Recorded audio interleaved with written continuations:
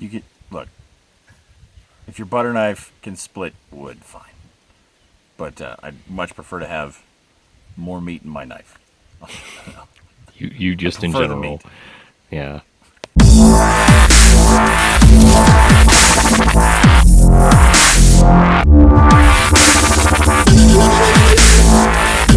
Everybody, welcome back. Paul and Matt with Blue Tail Survival.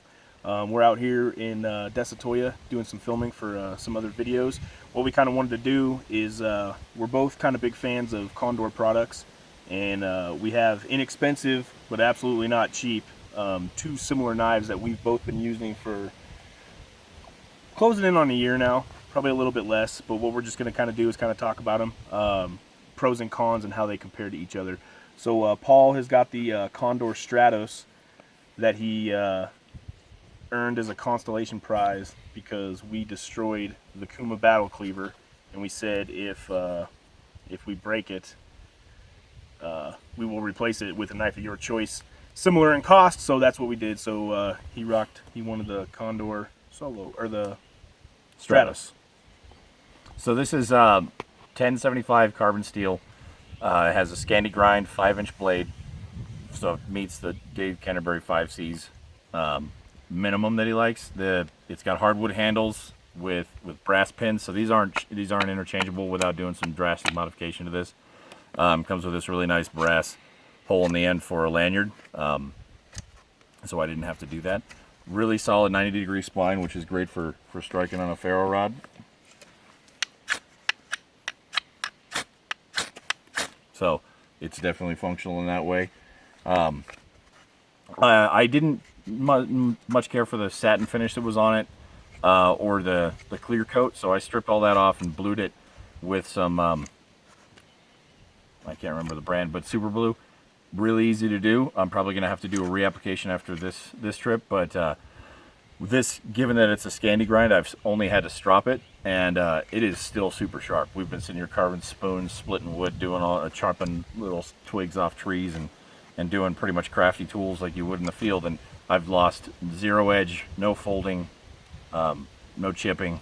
This thing's fantastic. I don't know if you can see the edge on video, but I love this knife, and I think sacrificing the Kuma Battle Cleaver was worth it. So, Stratos. This was, you guys ended up paying, what, 55, 60 bucks for this? Can't remember, what was it? Something like that. It's really inexpensive on Amazon. If you're a Prime member, a couple days of shipping. The sheath is fantastic. These leather sheaths from Condor are great. This is just their basic one. You can do cross draw with this. What's great about these rivets is that they'll twist in there to accommodate it and kind of stay in place. So you can put it anywhere on your belt that you feel comfortable. Obviously, you can't really do scout carry with this, but you could definitely pop these rivets and figure out a way to make that work. But I love these. The Condor is great, and I had never used them until these guys got this knife for me, and since then I've gotten a whole lot of other Condor products, and I'll be loyal until they fail me. So I went with the Condor Bushlore. It's a little bit smaller. I think it's 4 3/16 total. Not sure about the width. It has got walnut handles. I am different than Paul. I actually do like the blasted finish. Can I see your ferro rod? So this misses Dave Canterbury's requirement out of a survival knife twice. One, it's not 5 inches long. And I guess we'll find out. It doesn't feel like a 90 degree. I've never really tried with this. Okay, so I lied. So it meets almost all of the requirements. So I kind of messed up with this knife way back when. I got this knife right when I was getting into this stuff, right when we started the channel. And I wasn't too clear about the purpose of different grinds and whatnot. And this is a Scandinavian, or it was a Scandinavian grind. I guess what it is now is a pseudo Scandi grind.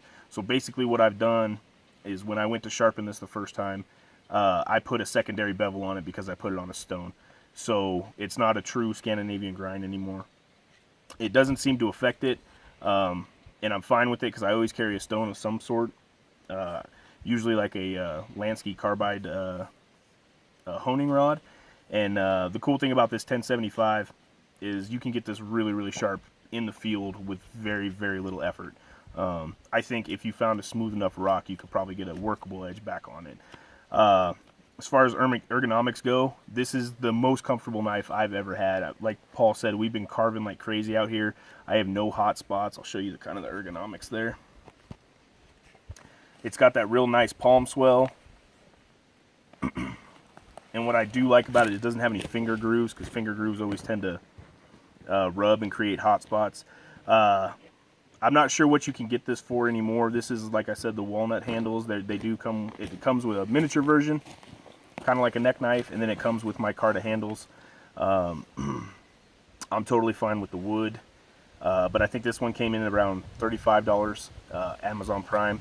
And like Paul says, they hold an edge really well, and when it's time to put another edge on it, they're super simple. So anytime I do any like really like heavy carving tasks, this is kind of the knife I choose, just because it is so comfortable, and I know that in a couple of minutes I can get this back to not factory sharp, but field sharp, enough to get done anything I want to do. So yeah, in terms of budget, both of these knives are really good. I don't really see I don't see anybody producing anything that can like match the quality of these knives for the price point. I know people really like Moras, but you know, for $20 extra. Did you have something for the Desert Trekker? Did you want to tell him something?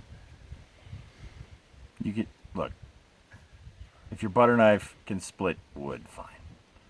But I'd much prefer to have more meat in my knife. You just in prefer the general. meat. Yeah. Yeah. Good.